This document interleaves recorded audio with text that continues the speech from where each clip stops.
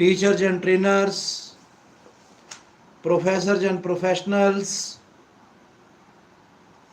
those who are listening from the science, religion, spirituality, arts, commerce and engineering,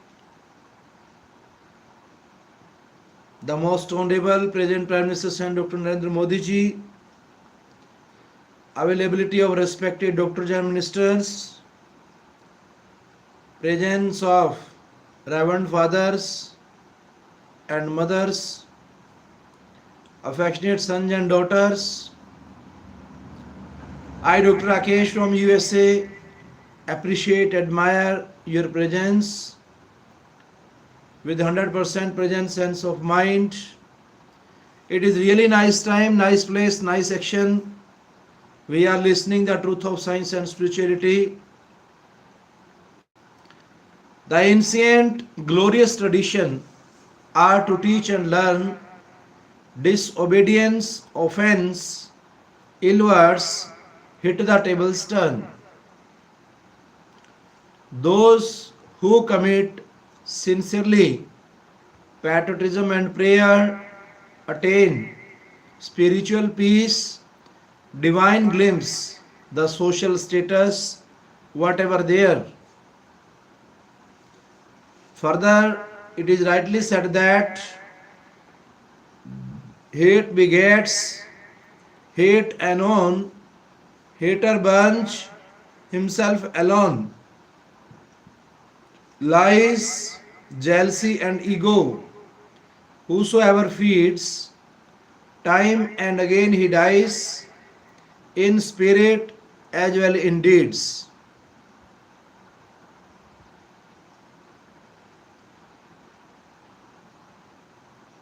Elevate the grace of land to which you really belong.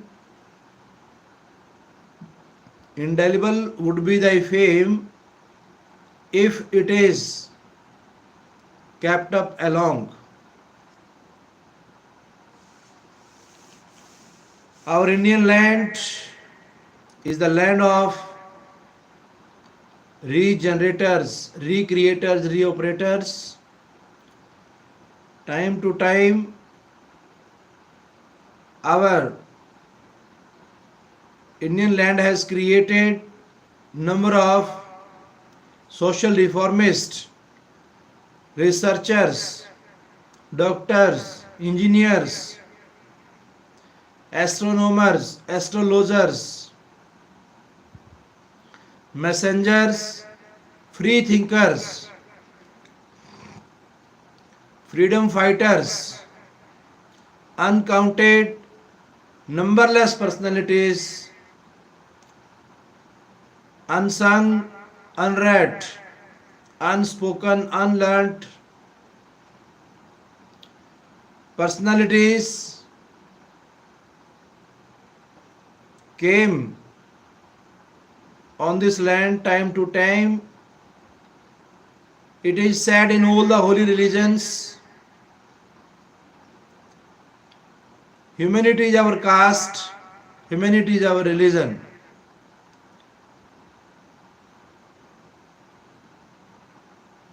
Love is God, God is love. Body is the temple of God, heart is the seat of God. Means we feel the presence of Lord everywhere. In air, fire, soil, sky and water. Even where there is no presence of these elements, God or Lord does exist. It is proved, appealed, advocated by Swami Vivekananda, Shri Guru Nanak Dev Ji Maharaj,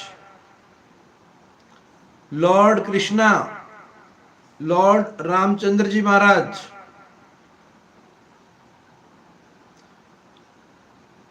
Hazrat Muhammad Sahib, Jesus Christ, Saint Kabir. Numberless personalities came on this earth and proved it that God's presence was, is, and will, in past, present, and future, the same. He himself is permanent, stable, unchangeable.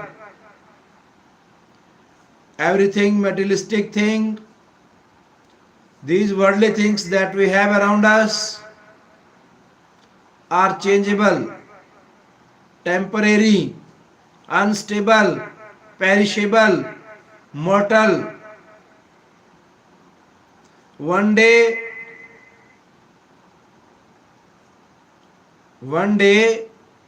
this materialistic world will diminish. It will damage, but the soul power, soul or God, which are the permanent,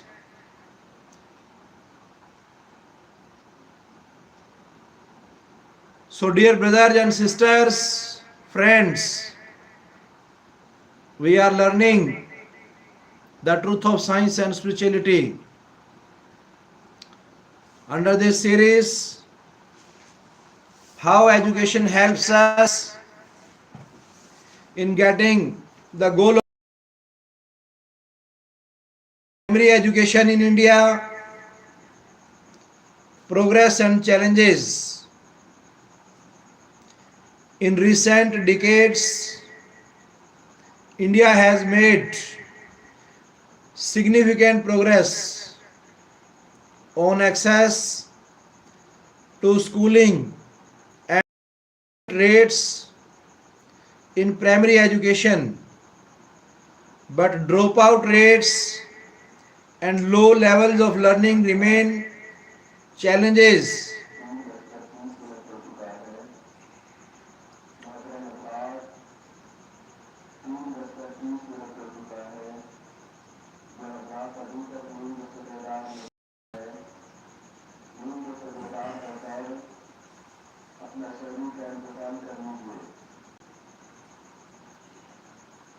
For the state and central government, as the US has a longer history of public education than India, there are opportunities for India to learn from the successes and failures in the American education system and to collaborate in tackling shared challenges such as the best use of technology in primary education. Primary school enrollment in India has been a success story, largely due to various programs and drives to increase enrollment even in remote areas, with enrollment reaching at least 96% since 2009 and girls making 56% of new students between 2007 and 13. It is clear that many problems of access to schooling have been addressed. Improvements to infrastructure have been a priority to achieve this, and India now has 1.4 million schools and 7.7 million teachers, so that 98% of habitations have a primary school within 1 kilometer and 92% have an upper primary school within a 3 kilometers walking distance.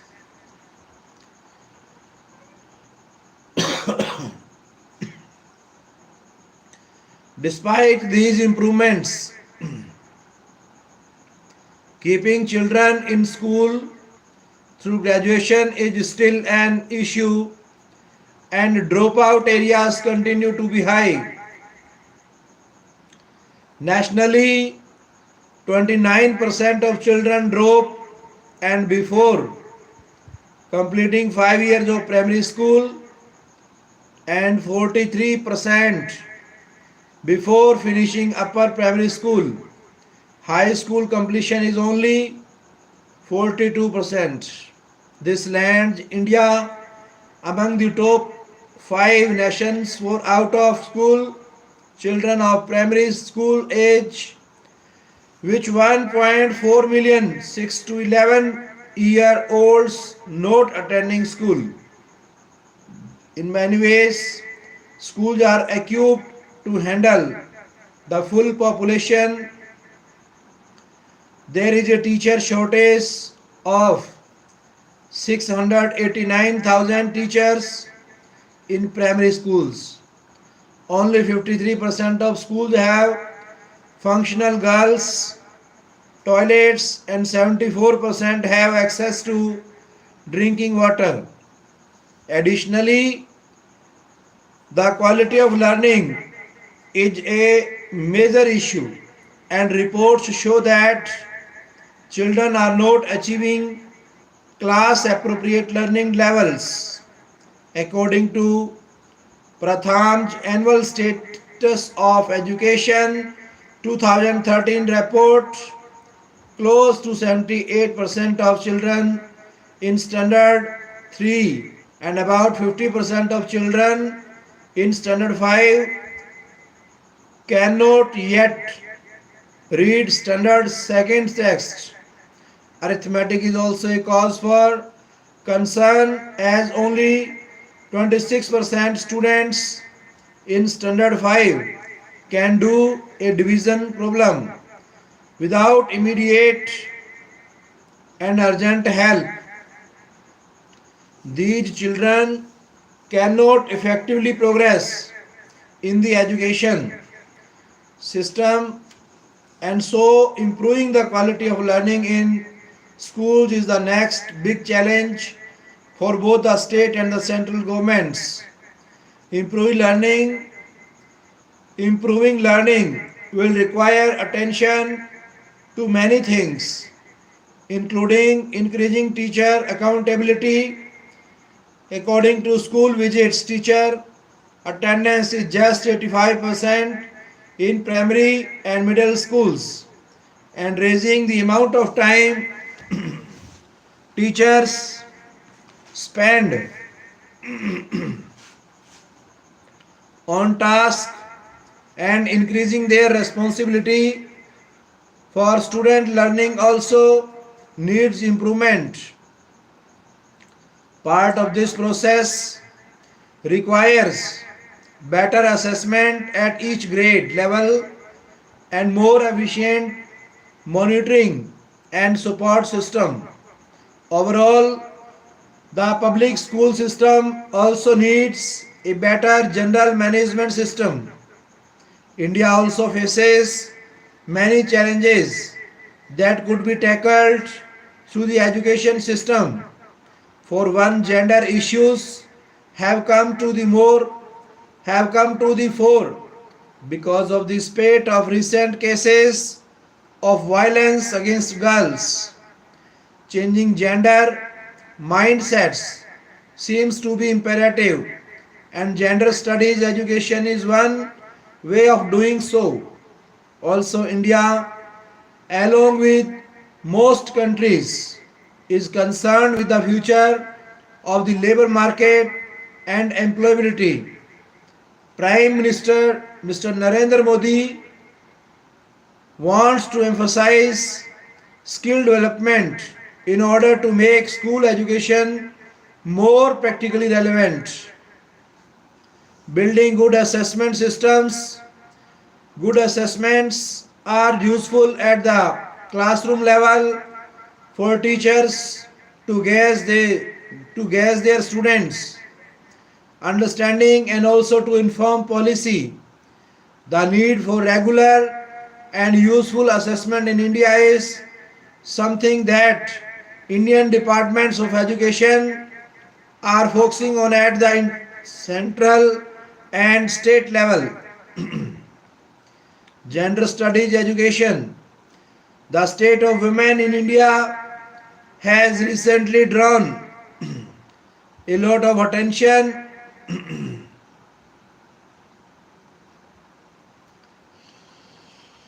and promoting gender equality through education has an important role to play. Boys and girls should be taught to think about gender equality.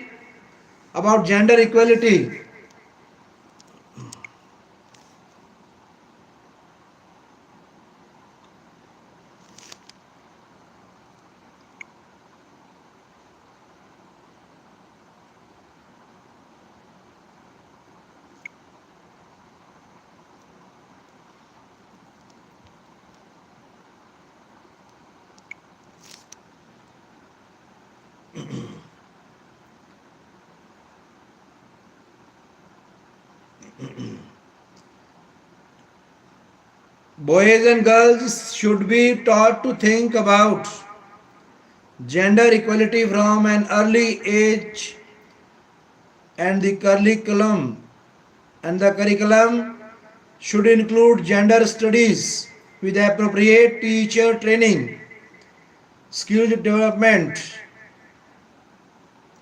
as making education more practically relevant to the labor market is a priority for Prime Minister Modi. There is much India can learn from experiences in the United States. A shared agenda of helping identify and implement improved ways to develop skills and competencies even at the school level could be an important area for collaboration.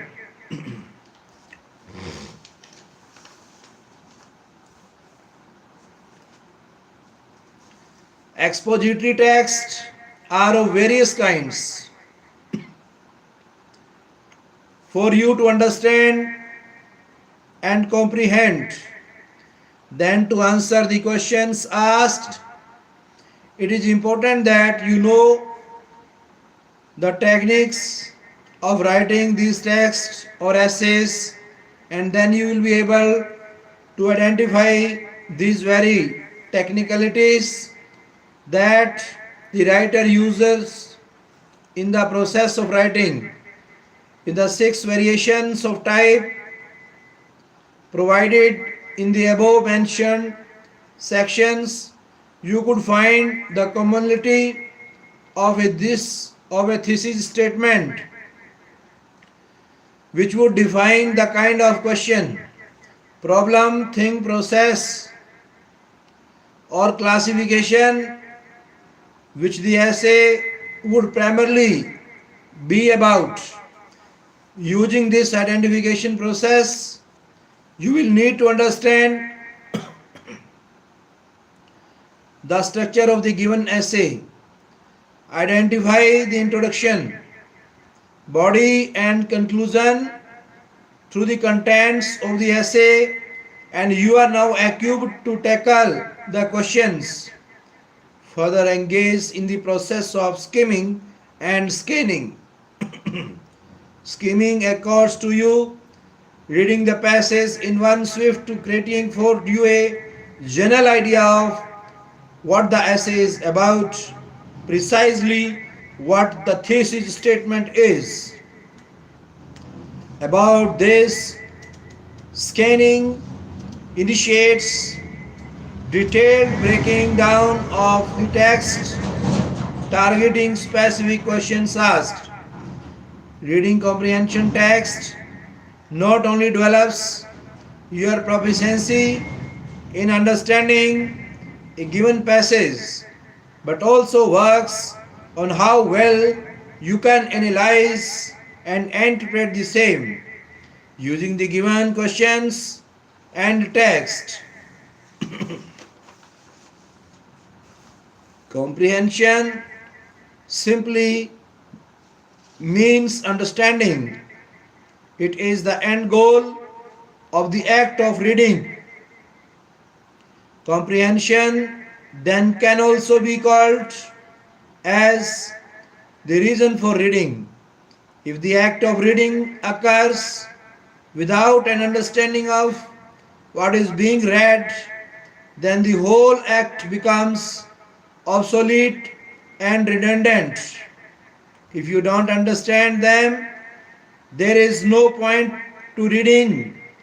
The process of understanding is also complex. It employs a number of strategies and meticulous practices to tackle the comprehension of a descriptive text. You need to first understand the basic aspect of such a categorical form of writing. The word descriptive, derived from the verb describe, is enough to serve the purpose of explaining what kind of writing it would be. A piece of writing concerned with describing anything. In descriptive writing, you can write to give a detailed description of a place, person or thing. What makes this kind of writing different from others is that it enables a picture being formed in the mind of the reader of the thing being described. Reading descriptive text should then enable you to picture the thing being described. Capturing anything so to create a picture in the mind of a reader would entail paying close attention to detail by heeding to all the five sensory organs of the body. This form of writing should not be confused with other forms of detailed writing styles like expository or narrative writing form. Even though all of these three forms, expository, narrative and descriptive, employ the act of explanations, they do it differently. It is hence important for you to understand how explanations are projected in the descriptive form of writing. Janine Lewis, in an article titled Types of Descriptive Writing, writes, descriptive writing describes a person, place or thing in such a way that the reader feels she is experiencing what is being described. The details in the writing vividly come alive in the reader's mind. Descriptive writing is found in all genres of writing, from the setting of a historical fiction novel to the details of a recipe. There are many types of descriptive writing that place the reader in the middle of the plot, scene, essay or article. Features of descriptive text. Descriptive writing has a number of indicators which can be categorized as the features and, if understood, be used by its readers to identify the type, to show or to tell. Sensory organs play an important role in receiving information from the world. They are meant to feel, smell, see, taste and hear from the world and be the first contact of the present person, his thoughts with the world. Descriptive writing is heavily dependent on this notion. It relies on appealing to your sensory system and hence is concerned with making you experience the writing through senses instead of direct thoughts. This aspect of making you understand, then telling you directly what you need to think is the process of showing. Instead of telling, you are more concerned with giving enough vivid a picture through which their would seize a need to outrightly tell the reader what they should be thinking about. The picture created through the process of writing should be enough to make the reader think certain thoughts. It is an indirect method of telling something, yet doing it without telling but showing. Sensory details are details of smell, taste, texture, and sound as well as sight. If you choose showing words, those that supply vivid sensory details appropriate to your subject and purpose, you will succeed in showing rather than telling. Telling words are usually vague or ambiguous. They can be interpreted in a variety of ways. Telling, the room was empty and smelled exceptionally stale. There was no furniture or any kind of living presence. The windows had no curtains because no one had bothered for a long time. Showing, the apartment smelled of stale food.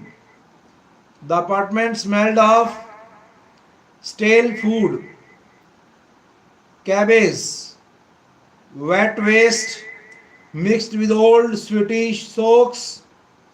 My sneakers kept speaking on the cracked wood floors, dust strewn everywhere. I could see a bit around the room due to the sunlight seeping in from a broken curtainless window.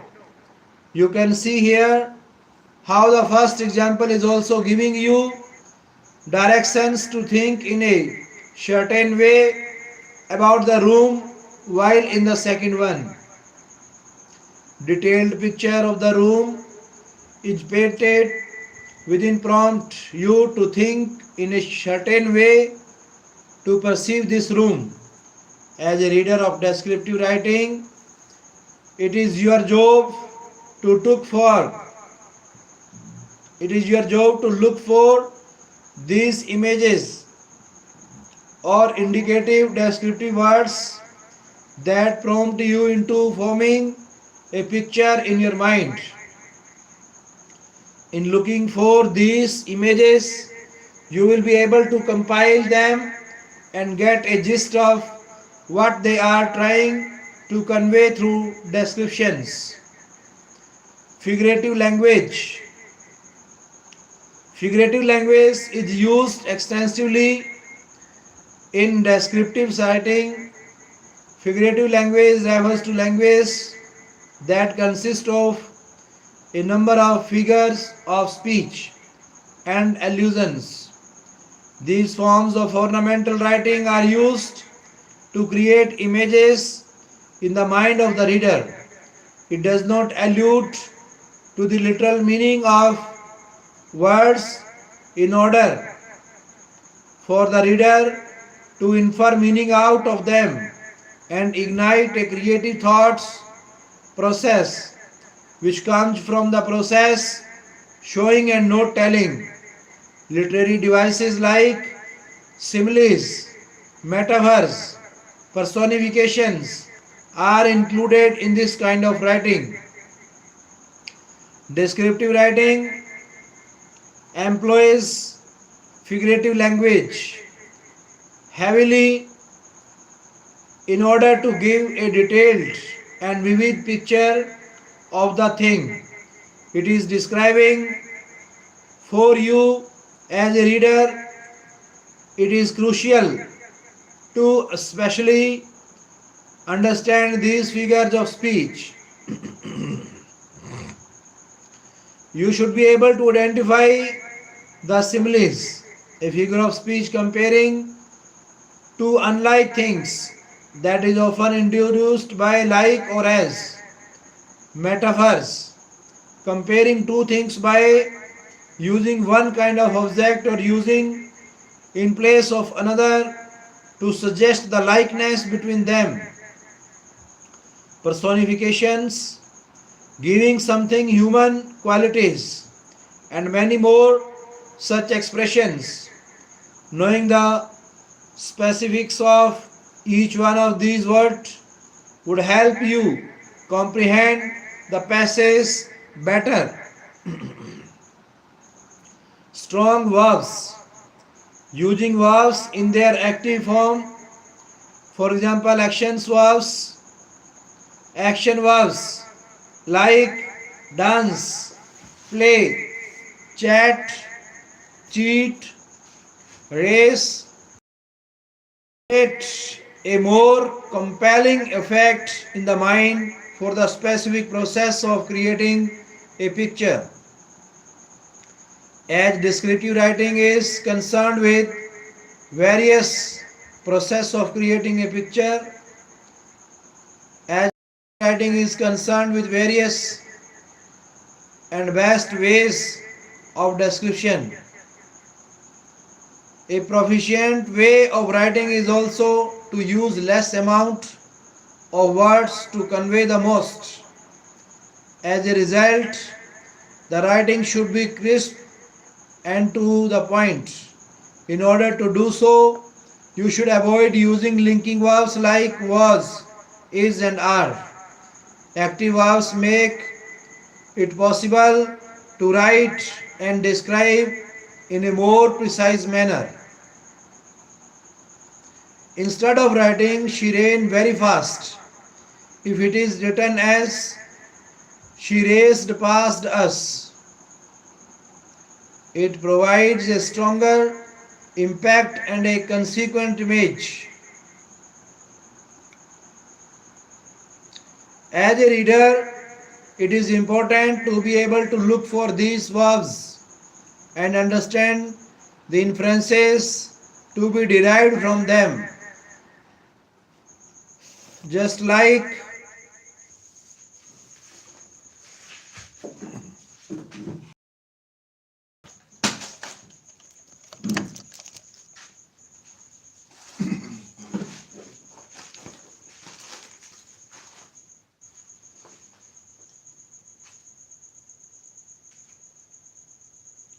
as a reader, it is important to be able to look for those verbs and understand the inference from them, just like it was a case in figurative language.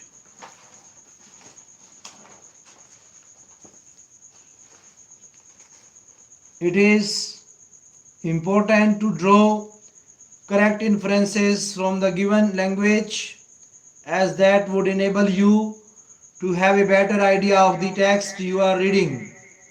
Types of descriptive writing. Many things can be described in detail. What is the difference between description and descriptive essays? While a description is just a short passage about anything, a descriptive essay has the same structural system as any other essays. It would not be a description just for the sake of it. It will have a narrative and a thesis statement. It will need you to imagine a certain something the essay is saying, to attempt to not only make a picture in your mind but to also convey something through that picture. This is the thesis statement of a descriptive essay. Just like traditional format, this essay will have an introduction, body and conclusion, which will run on the lines of the thesis statement. The prominent types of descriptive writings involve writing about a person, writing about an object, writing about a place, writing about oneself, writing about others, writing poems, writing about traveling memory or experience, writing about nature. Descriptive text sample, you can read easily from the text. Understanding structure and explanation. This is a descriptive essay of a place. It is an excerpt from Harry Potter and the Philosopher's Stone. As the source suggests, it is concerned with conveying the grandeur of this new place that Harry visits, called Diagon Alley. Let us find out through a deep analysis how each of these lines suggests the essay to be part of descriptive writing. We enter the place through these lines. He tapped the wall there times with the point of his umbrella. The brick he had touched squared. It wriggled in the middle. A small hole appeared. It grew wider and wider. A second later, they were facing an archway large enough even for Hagrid. An archway onto a cobbled street which twisted and turned out of sight. These lines immediately point to a narrative which wants to convey an element of magic or the supernatural. Diagon Alley is clearly magical. This is not being told to us, as you can see. This is being shown to us by these very lines mentioned above. It is to be inferred that any which opens its doors on three tapes of an umbrella is not the normal one. It would in turn be beyond normal, either initiated through science or the supernatural. Let us look at the next few lines. The sun shone brightly on a stake of cauldrons outside the nearest shop. Cauldrons, all sizes, copper, brass, pewter, silver self-stirring, collapsible, set a sign hanging over them.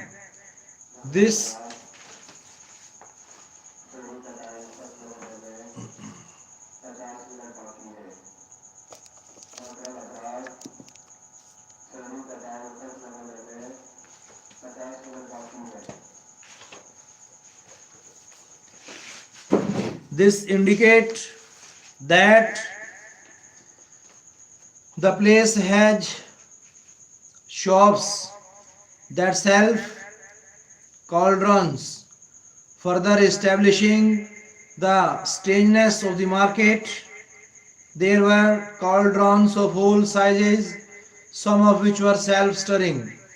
These lines point at its difference from the normal and further the narrative into the realm of the discovery of a magical world. The next lines read as, Harry wished he had about 8 more eyes. He turned his head in every direction as they walked the street, trying to look at everything at once. The shops, the things outside them, the people doing their shopping. A plump woman outside an apothecary was shaking her head as they passed, saying, dragon liver, 16 sickles, an ounce.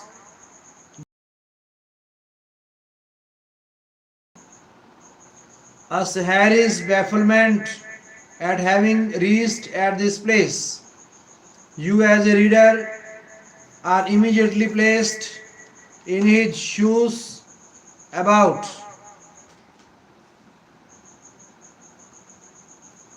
in his shoes who will decode this new word from Harry's eyes.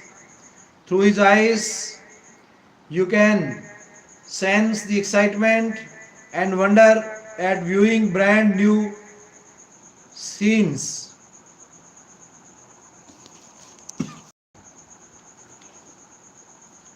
A low, soft hooting came from a dark shop and a sign saying Elof's Owl Emporium.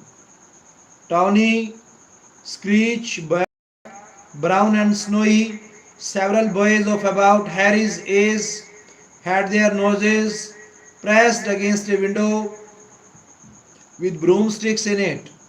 Look, Harry heard one of them say, the new Nimbus 2000, fastest I ever. There were shops selling ropes, shops selling telescopes and strange silver instruments Harry had never seen before, windows stacked and bared, barrels of bat spleens and eyes, tottering piles of spell books, quills and roll of parchment, potion bottles, globes of the moon. Thus passage fits the features of a descriptive passage perfectly.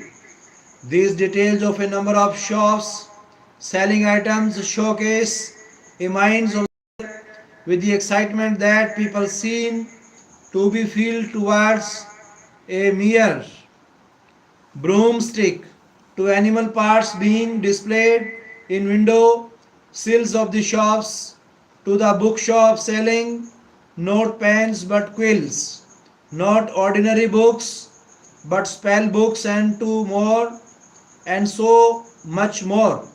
All of these vivid details are used to create a feeling of biasness and the normalcy with which strangeness is proceeding. It opens the window to a word following certain rules of your regular word but strangely different. If looking for a thesis statement, this whole passage then could be attributed to proving the normalness of the magical marketplace of Diagon Alley.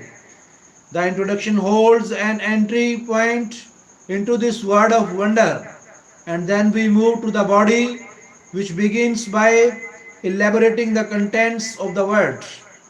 There isn't a definite conclusion in this passage as it has an excerpt, but the chapter ends with Harry's initiation into this new world and somewhat normalizing his presence in the strange world.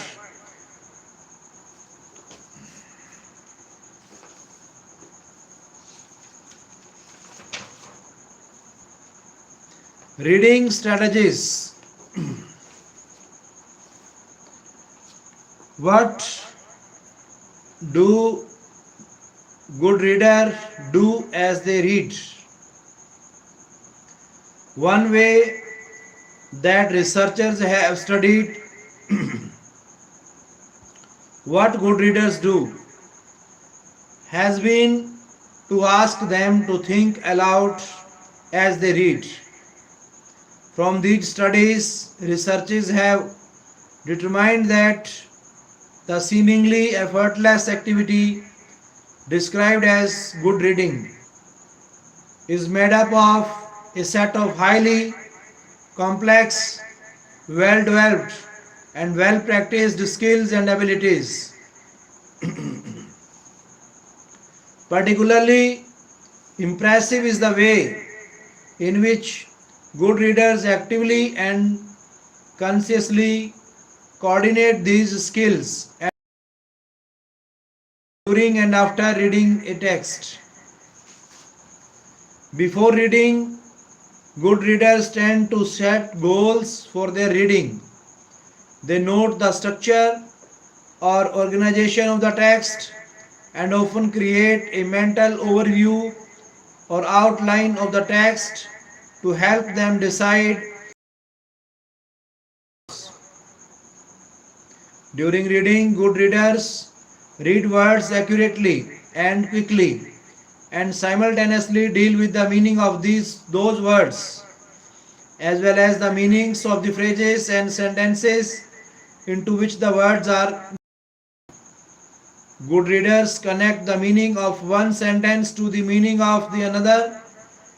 If something is confusing to them, they use their background knowledge to try to clarify the meanings of words and phrases.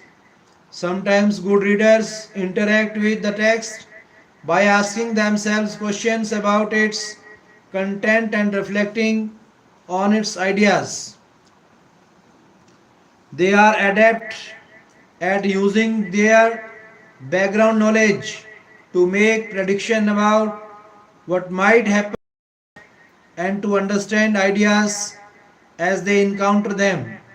Good readers continuously evaluate their prediction and revise them as needed. Good readers are selective as they read. They are likely to focus more of their attention on the parts of the text that are most closely tied to their reading goals. They may decide to skip some parts of a text because they already understand the content or because they do not think the parts are important to what they need to learn from the text. They may decide after reading several pages to skip the rest of the chapter because they recently read something similar. On the other hand, they may decide either because they do not clearly understand the content or because they find the topic interesting to reread a passage or chapter before going on. They also may summarize the content of a passage as they read it. In doing so, they may consciously determine what is important, what is supportive, and what is less important. As they read, good readers often make inferences. They may draw on their background knowledge or look for clues in the text to supply information about characters or events that the author has not provided directly. Some good readers may also create mental images or visualize a setting, event, or character to help them understand a passage in a text. Good readers monitor their comprehension as they read. When they realize that they do not understand what they are reading, they apply procedure to repair or fix up their lack of understanding. For example, they may ask themselves questions about the meaning of what they are reading. They may rephrase a passage in their own words. They may look up meaning of difficult words, or they may outline the content of the text. After reading, good readers often think about or reflect on what they read. They may mentally summarize major points or events in the text, or even go to other sources to find additional information about the topic of the reading. In short, good readers are most often strategic readers. That is, they use a number of comprehension strategies to get meaning from text. Comprehension strategies are conscious plans or procedures that are under the control of a reader who makes decisions about which strategies to use and when to use them. In addition, good readers engage in metacognition as they read. Cognition refers to mental functions such as remembering, focusing attention, and processing information. Metacognition refers to people's awareness of their cognition, that is, their thoughts about their own thinking, from an array of possibilities. For example, readers with metacognitive awareness are able consciously and automatically to select the appropriate comprehension strategies for use with a particular text. Let us look at the keywords highlighted in the above passage is understand what the act of reading entails. Think aloud. When you read any piece of an essay or article, the first step should be to try and understand what your eyes are taking in. Once you read the text, having understood it, you can then explain it back to yourself, thinking out loudly to yourself what the passage might mean, has its benefits in enabling you to understand better. Set goals before reading. Set goals before reading. At any point before beginning to read, it is important to understand the purpose of reading. Are you reading to get a gist of the passage, to answer particular question, for research, or for pleasure? Especially for the purpose of answering questions, you should be aware of the things which need to be looked for within the text. It is a good move to find out what is being asked, and keeping the points in mind, you can start reading the passage with said objective. Structure. Finding out the kind of writing or essay it can be categorized in is always beneficial in the process of prompting and understanding of the text. If you are able to identify the type of essay, you will be able to then predict what you might find in the essay. Mental overview. This can be done by using the techniques of skimming when attempting comprehension passages. When you start reading, you begin to make mental notes of certain keywords and lines that give you an overall gist of the passage. Connection between sentences. It is important when reading to create a sense of understanding that is able to connect a sentence with the text with the next. If you read sentence as unrelated to each other, it will hamper of understanding of the passage. Predict and revise. Predict and revise. This allows you to read faster. If you have understood what the passage is about, you recognize what it might be saying, then keeps a mindset with the background knowledge you have about that topic.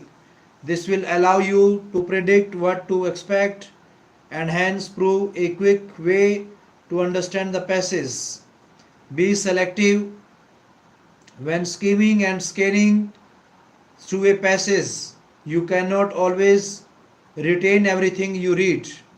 It is hence important that you are able to decide and select the things which you believe are important.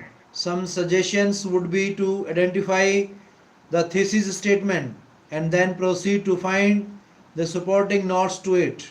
Other times, when attempting a comprehension passage in exams, you can look at the questions and attempt to identify the important keywords and topics. Summarize. Another strategy to reading comprehension exercise is to make a summary of each paragraph in about 2 to 3 times. In trying to make the summaries, you will be engaged in the act of comprehending. This enables your understanding of the passage. Visualize. This is not only important but a key feature of practice of reading. Just like the other approaches mentioned above, use your mind to visualize what you need. This comes in handy especially when you do descriptive passages.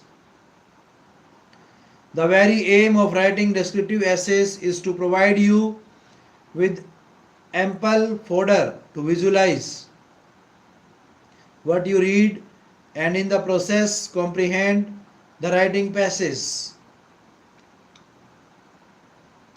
Metacognition. Metacognition refers to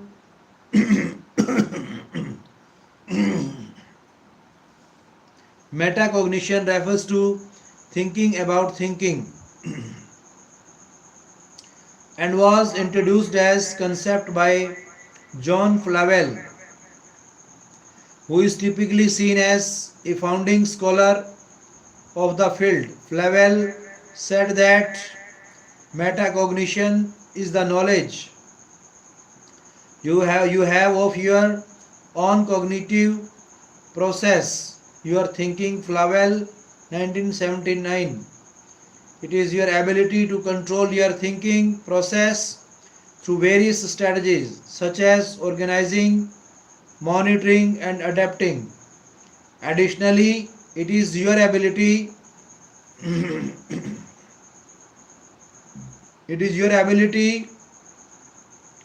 to reflect upon the task or process you undertake and to select and utilize the appropriate strategies necessary in your intercultural interactions. It employs the process of self-regulation and self-policing. It makes you assess your own strengths and weaknesses. Using these modes or techniques, you can attempt to master the art of comprehension. As a good reader, you need to engage in so many of these activities to be able to complete the process or the very act of reading. Reading is a complex activity which then done with precision and technique can help you with your skills of picking up ideas from text.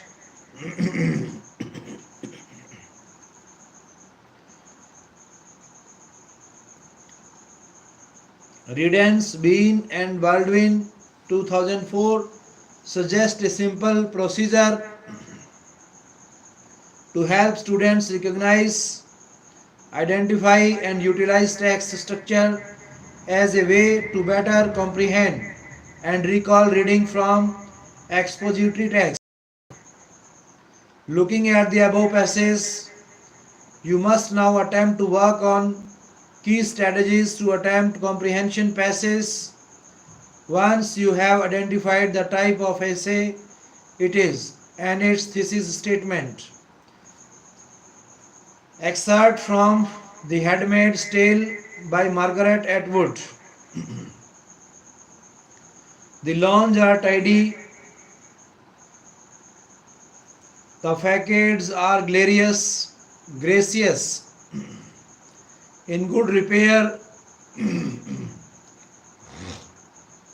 They are like The beautiful pictures they used to print in the marginalized in the magazines about homes and gardens and interior decoration. That is the same absence of people, the same air of being asleep. The street is almost like a museum or a street in a model town constructed to show the way people used to live. As in those pictures, as in those museums, those model towns, these are no children. There are no children. This is the heart of Gilead, where the war cannot intrude, exert on television, where the edges are, we aren't sure. They vary according to the attacks and counterattacks, but this is the center where nothing moves. The Republic of Gilead, said Aunt Lydia, knows no bounds. Gilead is within you. Doctors lived here once, lawyers, university professors. There are no lawyers anymore, and the university is closed. Luca and I used to walk together sometimes along these streets. We used to talk about buying house like one of these, an old big house, fixing it up. We would have a garden swing for the children. We would have children, although we knew it wasn't too likely we could ever afford it. It was something to talk about, a game for Sundays. Such freedom now seems almost weightless. We turn the corner onto a main street where there is more traffic. Cars go by, black most of them, some grey and brown. There are other women with basket, some in red, some in the dull green of the Marthas, some in the striped dress, red and blue, green and cheap, and skimpy, that mark the women of the poorer men. Econo-wise, they are called, these women are not divided into functions. They have to do everything if they can. Sometimes there is a woman all in black, a widow, to be more of them, but they seem to be diminishing. You don't see the commanders' wives on the sidewalks, only in cars.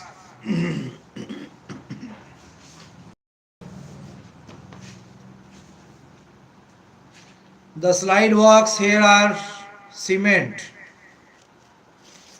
Like a child, I avoid stepping on the cracks. I am remembering my feet on these sidewalks in the time before and what used to wear on them. Sometimes it was shoes for running with cushioned soles and breathing holes and stars of fluorescent fabric that reflected light in the darkness. Though I never ran at night and in the daytime, only beside well frequented roads. Women were not protected them. I remember the rules that were never spelled out, but that every woman knew. Don't open your door to a stranger, even if he says he is the police. Make him slide his ID under the door. I don't stop on the road to help a motorist pretending to be in trouble. Keep the locks on and keep going. If anyone whistles, don't turn to look. Don't go into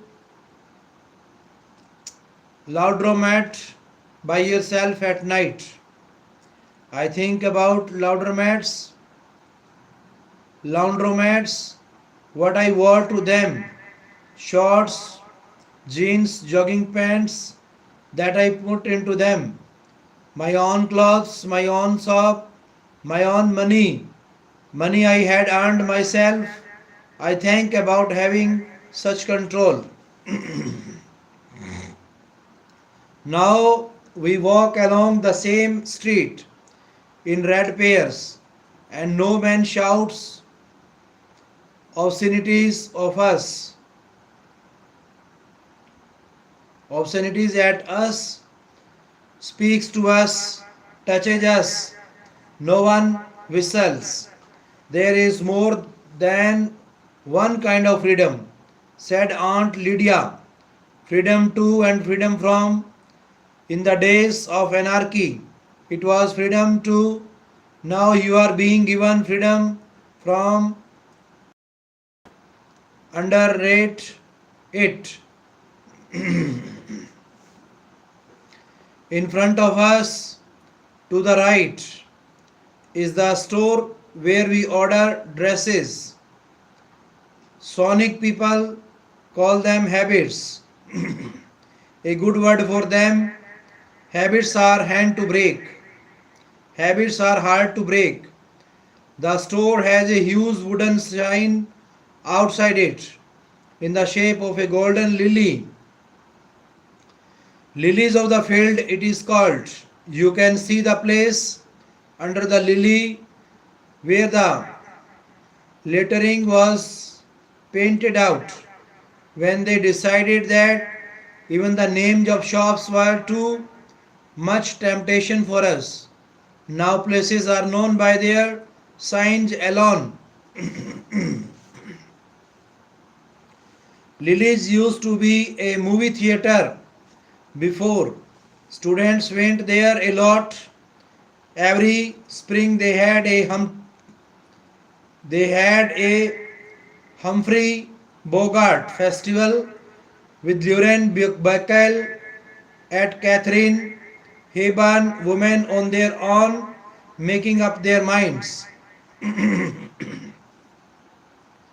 They wore blouses with buttons down the front that listed the possibilities of the word undone.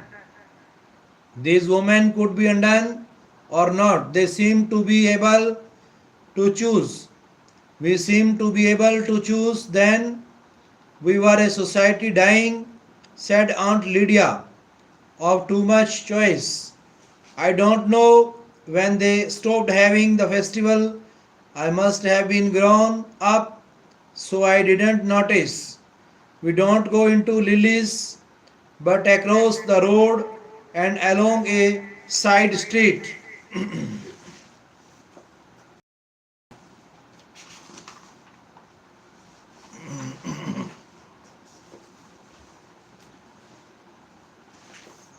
Nagasaki. Dear friends, brothers and sisters, those who are listening, really you are fortunate and lucky. It's the early in the morning time, rising time, best time for all of us, especially for students, scholars and learners, researchers, scientists, doctors and ministers. Those who are listening, they will get the benefits of natural peace and tranquility of heart and mind, which is available in the nature. They will enjoy and entertain the perfect ecstatic joy of this time. Now you are listening Nagasaki. Nearly 9 years ago, On a warm autumn evening in 1945, I was driving over the mountains of southern Japan to the city of Nagasaki. I thought I was still in open country when all at once I realized that I was already crossing what had been the city. The shadows which flickered past me in the dusk were not rocks and trees.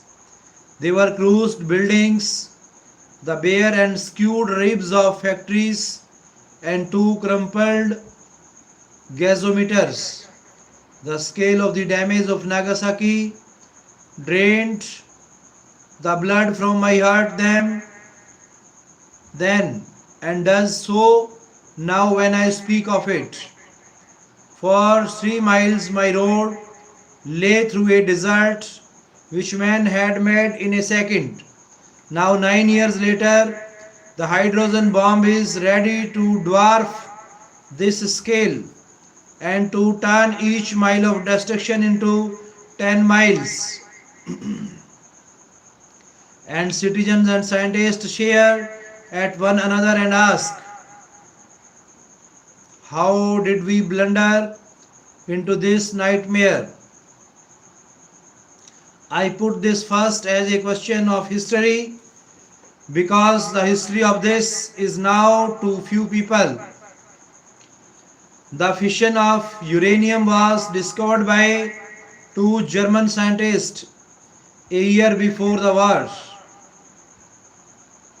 Within a few months, it was said that Germany had forbidden the export of uranium from the mines of Czechoslovakia, which she has just annexed.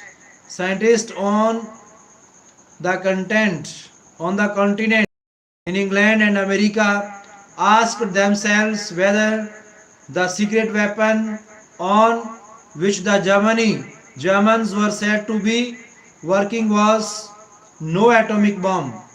If the fission of uranium could be used explosively, and this already seemed possible in 1939, it might in theory make an explosion a million times larger than hitherto. The monopoly of such an atomic bomb would give Hitler instant victory and make him master of Europe and the world. The scientists knew the scale of what they feared very well. They feared first desolation and then slavery. With heavy hearts, they told Albert Einstein what they knew of atomic fission. Einstein had been a pacifist all his life, and he did not easily science on one side, but it seemed clear to him that no scientist was free to keep this knowledge to himself. He felt that no one could decide whether a nation should or should not use atomic bombs, except the nation itself. The choice must be offered to the nation and made by those whom the nation has elected to act for it. On August 2, 1939, a month later, Hitler invaded Poland. Einstein wrote to President Roosevelt to tell him that he thought an atomic bomb might be made, and he feared that the Germans were trying to make one. This is how it came about that later in the war, scientists worked together in England, in Canada and America to make the atomic bomb. They hated wars no less than the layman does, no less than the soldier does. They too had wrestled with their consciences, and they had decided that their duty was to let the nation use their skill just as it uses the skill of the soldier or the expert in camouflage. The atomic scientists believed that they were in race against Germany, whose outcome might decide the war even its last weeks. We know now that the race was almost a walkover. The Germans were indeed trying to make an atomic explosion, and they thought that they were ahead of the Allies. But by our standards, what they had done with pitiful, they had not made a pile that worked, and they believed that the fast chain reaction of the Nazis had made a fundamental science of poor relation, and it put it under second-rate party men with splendid titles. And more deeply, the Nazis had shaped the pit of research, the quizzical eye and questioning mind, the urge to find the facts for oneself. There were not enough unconventional ideas in the German atomic projects, and when the younger did put up some, their leaders always knew better.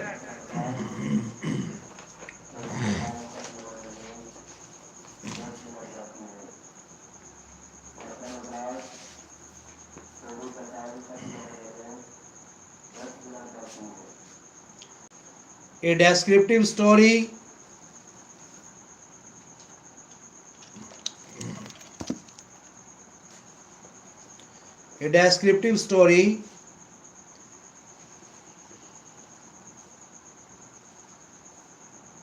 Mike and Maurice lived in a same village. While Maurice owned the largest jewelry shop in the village,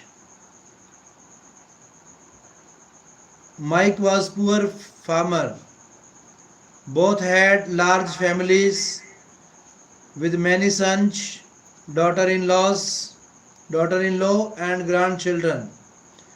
One fine day, Mike, tired of not being able to feed his family, decided to leave the village and move to the city, where he was certain to earn enough to feed everyone.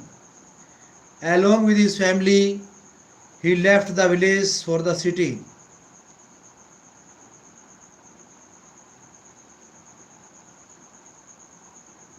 At night, they stopped under a large tree. There was a stream running nearby where they could freshen up themselves.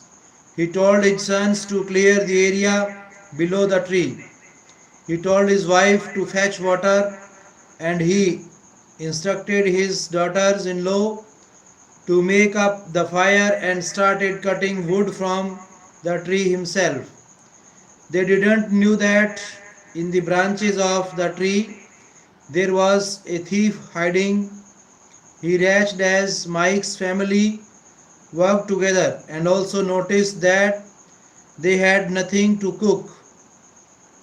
Mike's wife also thought the same and asked her husband, "Everything is ready, but what shall we eat?"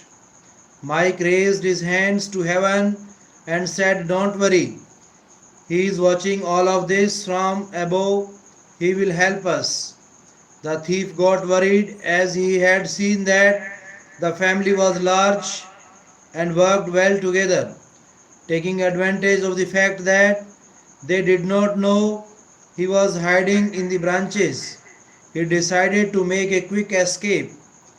He climbed down safely when they were not looking and ran for his life.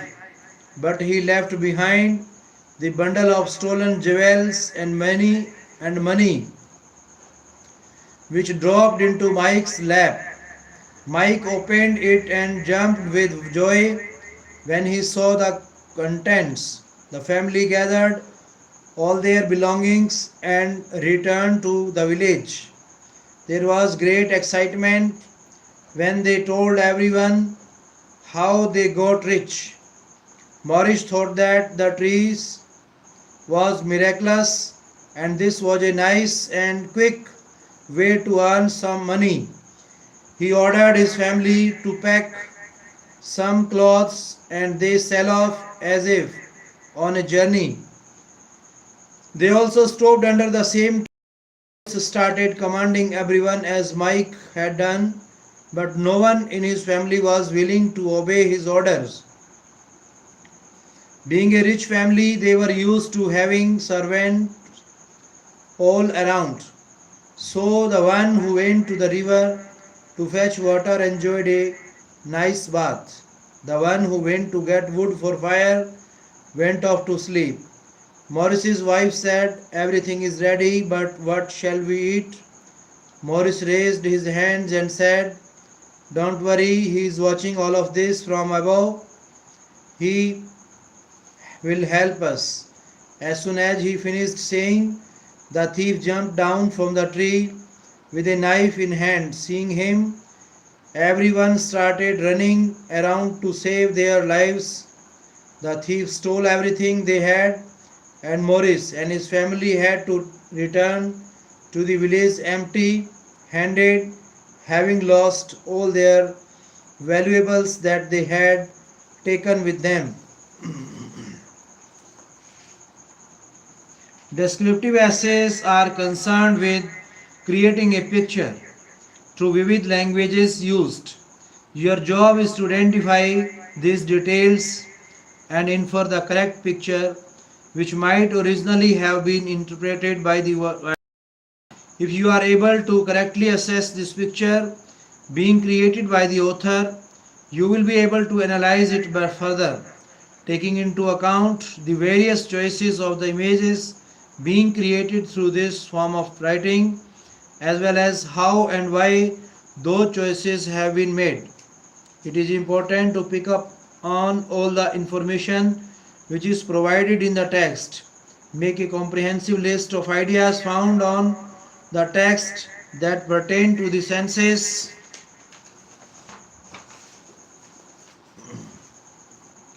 and in doing so you will be able to absorb as many kinds of sensory information as possible, thus providing holistic understanding of the text. By thinking aloud, setting goals before reading, understanding the structure, creating a mental overview, understanding the connection between each paragraph and thereafter each sentence, picking up information which holds significance, and then summarizing your thoughts into comprehensive written form of the answer. You will be attempting the reading of descriptive text correctly using the skimming and scanning processes through the introduction, body and conclusion of the text. You will be able to answer the question with precision.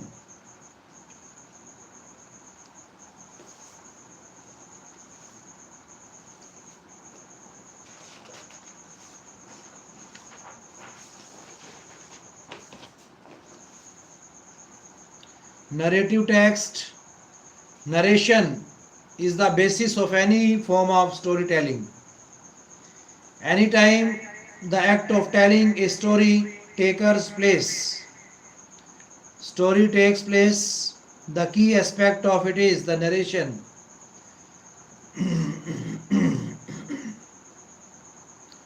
The comprehension of a narrative text would then entail the act of identifying the modes of narration.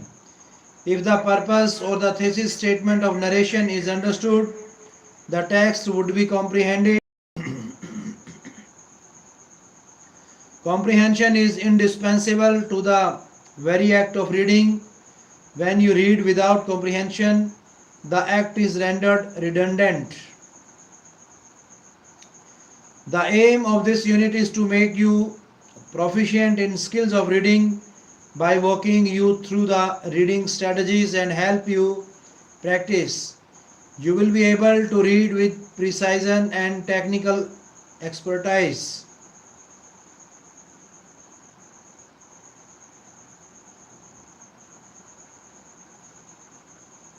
Narrative text is writing that tells a story. It can be made up story or fiction, or one that is based on real events. To narrate is the verb used to describe the act of telling a story. So a narrative is the story and the narrator is the person telling the story. There can be factual as well as fictional narratives. Descriptive as well as argumentative narratives. In a way, narrative writing can encapsulate a variety of purposes to its creation. A factual write-up will be close to reality, while fiction can take liberties to change the facts even though it would be based on reality. Imagination is key in a fictional narrative. Creativity plays a crucial role in both fiction and non-fiction narratives, as how you tell a story ensures the effect you wish to have on your readers.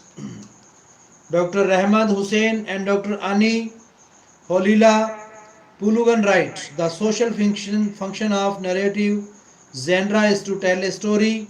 The story is commonly constituted by a number of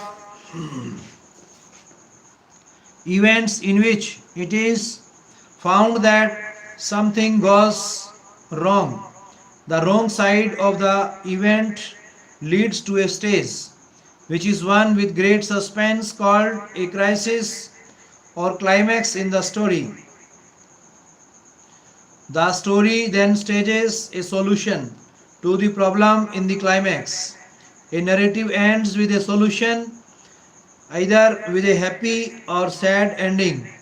Society is dynamic in the sense that the society is faced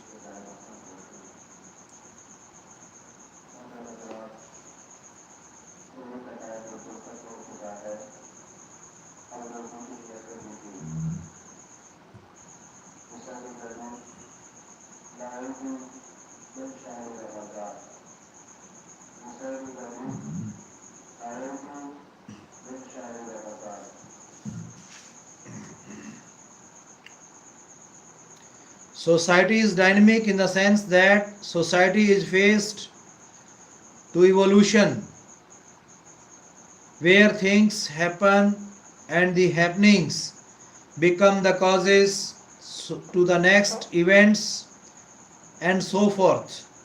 The events attract attentions of human beings as members of the society as a way of preserving the events. Human beings record them either in oral or mode and stage them in stories called narratives. The narratives are passed on from persons to other person, from one generation to other generations, and from one time to another. Consequently, there have been, are, and will be stories or narratives in the society. As the stories form in the society, they reflect socio-cultural heritages. The value of narratives is that they indicate views, attitudes, or aspirations of the society. In this way, narrative is regarded as the preservation of culture. Thus, they prevail, remain, and maintained in the society.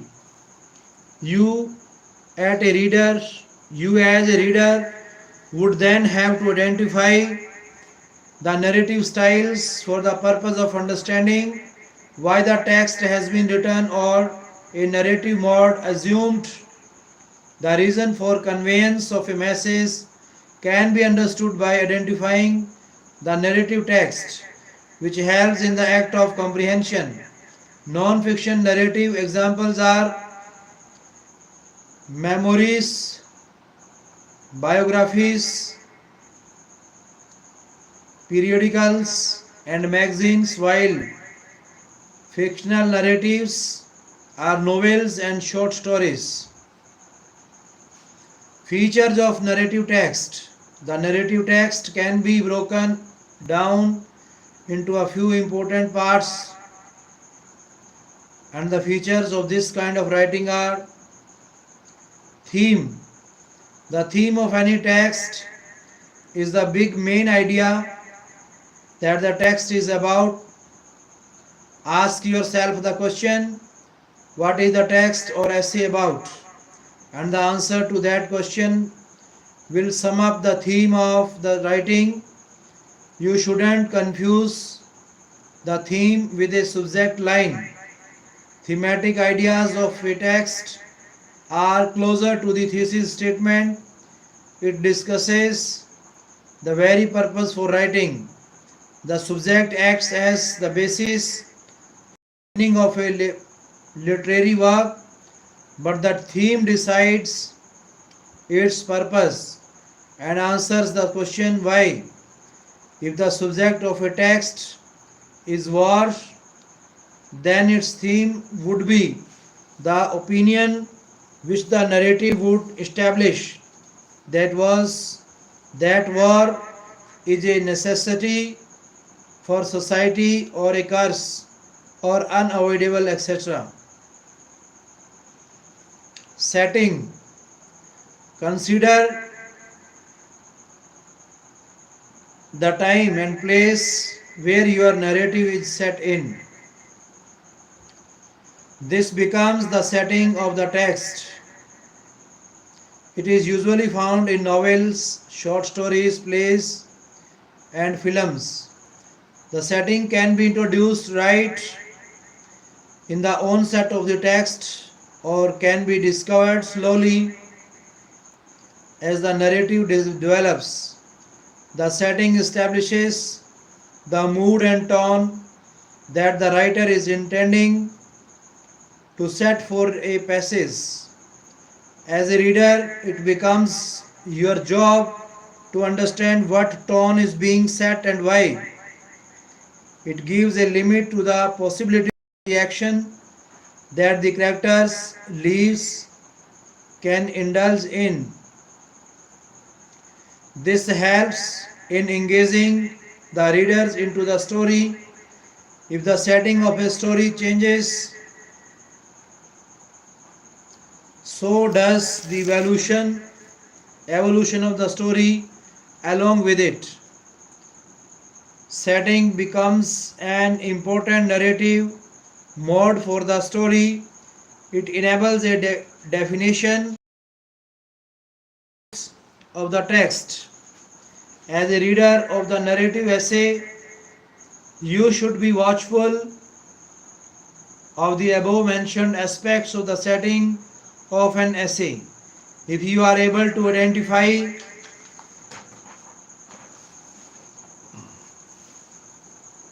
setting, you can then proceed to comprehend the role it plays in for the writer. It enables you to decipher why a certain setting has been chosen and to what end. It helps in analysis and furthers the prospect of comprehension. Characters. Each narrative has characters and people who comprise the contents of the narrative. For a narrative essay, a character may be you, as you tell your story of the first day at college, or the new pen that you received as a gift from your favorite teacher. The character could be inanimate or lively. The main feature would be to keep the character at the center of your narrative. The character would be what your story is about. If you are asked to write or read a narrative essay on a place or a setting like Delhi, my first love, then that place becomes your character. As you read such an essay for the purpose of comprehension, you will be trying to trace the characters of the narrative. If you manage to find them, you will then proceed to judge the qualities of the characters that have been listed by the writer. What qualities have been bestowed on the character can help you understand the perspective of the writer. It would then help you to further ask questions of how or why certain given their respective characteristics. This would aid in the process of comprehension and analysis. Point of view. There are 3 points of view that encapsulate any form of writing: the first person, second and third person narrative. First person, the story is told from the main character's point of view and uses the pronouns I and we. Second person, usually for instructions, uses the pronouns you and your. The author is speaking to the reader. Third person, the story is told from an outside point of view and uses the pronouns he, it, also, he, it. For a narrative text, the first person narrative is usually preferred. It helps in process of narration as the story seems to arrive from personal experiences.